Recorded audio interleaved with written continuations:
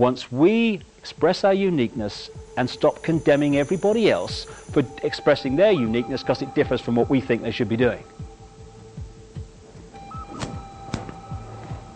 And for me, we are the front of the snowplow generations here. There is a global awakening going on that's changing the nature of people's perceptions of life. You know, when I look at people, I see them standing symbolically in an eggshell. Inside the eggshell is that very narrow area of our consciousness that we actually operate on in this three-dimensional world. And that very narrow area, first gear as I call it, is a doddle to manipulate by messages hitting us through the eyes and the ears constantly. Outside of the eggshell is our multidimensional consciousness, not some other external entity, our own multidimensional I going on into infinity. An infinity of love, understanding, wisdom, knowledge. Because you know, people say you have to seek enlightenment. I don't agree with that. Enlightenment's never gone away.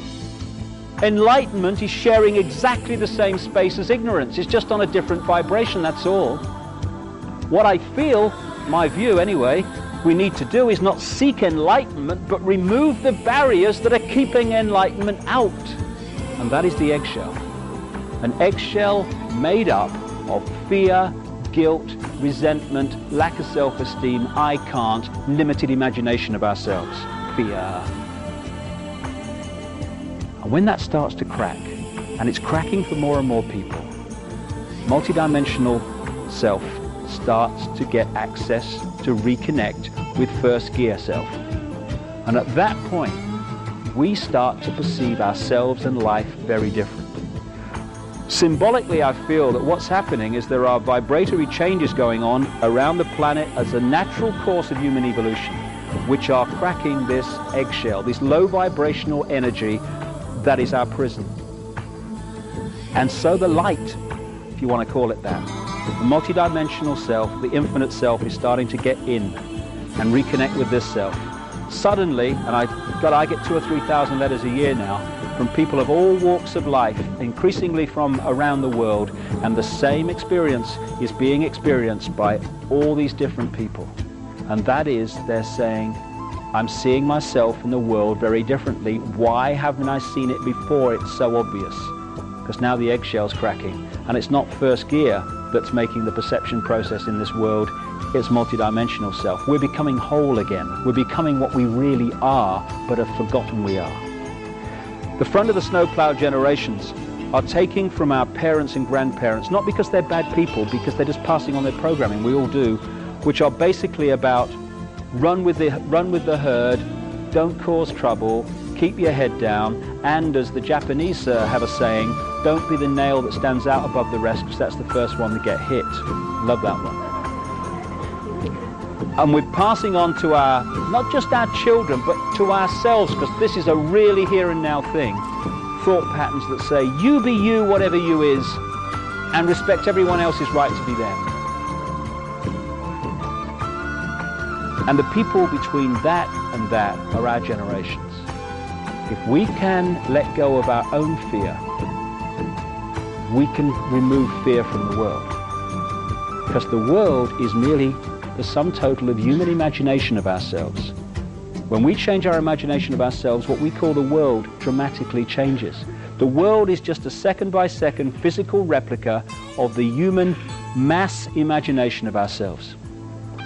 When we let go of our sense of limitation, our sense of fear, our sense of I can't, the world ceases to be a prison, because we have created it.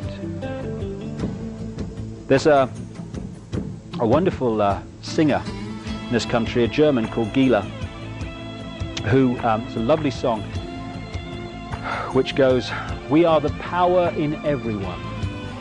We are the dance of the moon and the sun. We are the hope that will never hide. We are the turning of the tide. If we can turn the tide within ourselves, from freedom or to freedom, from fear,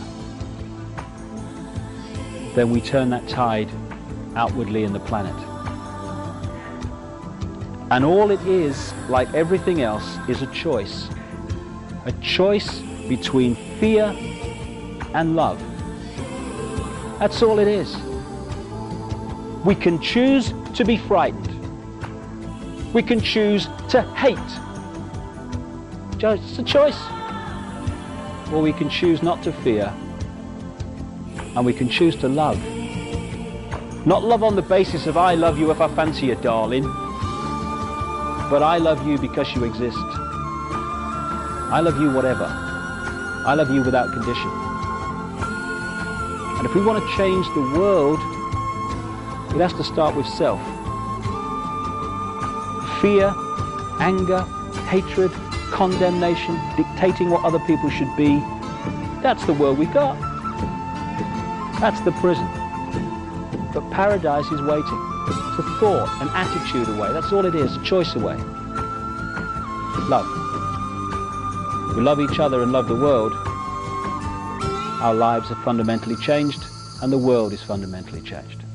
And we are the generations, strange as it may seem when you survey the world today, we are the generations, I passionately believe, who are going to love the world into the paradise it really should be and was always designed to be. Changing the world is not something in the future anymore. Oh, I hope it'll be better for the kids.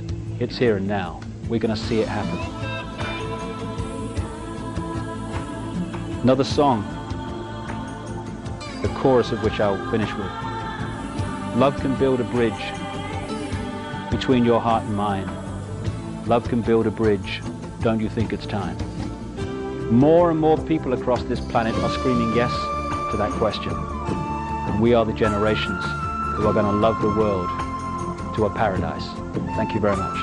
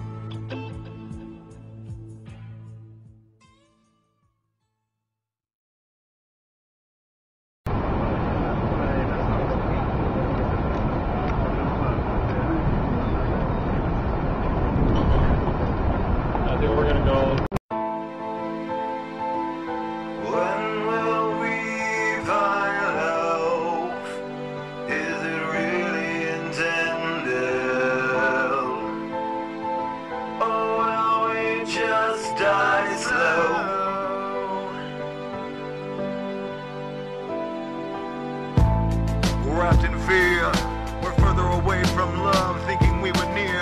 But in the adolescent, convalescent rays of sunshine that hit my mind and become borderline, take me back to life in another presence where I was an angelic force and something of an essence, bringing happiness and faith to people in a certain way that I can recreate today. Encapsulating a form through audio waves, penetrating a soul all alone. And I can do it this way because I've been through hell and back, and I'm standing here today.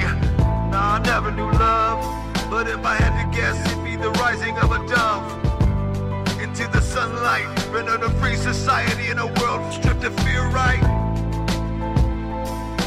When will we find love? Is it really intended? Or will we just die slow?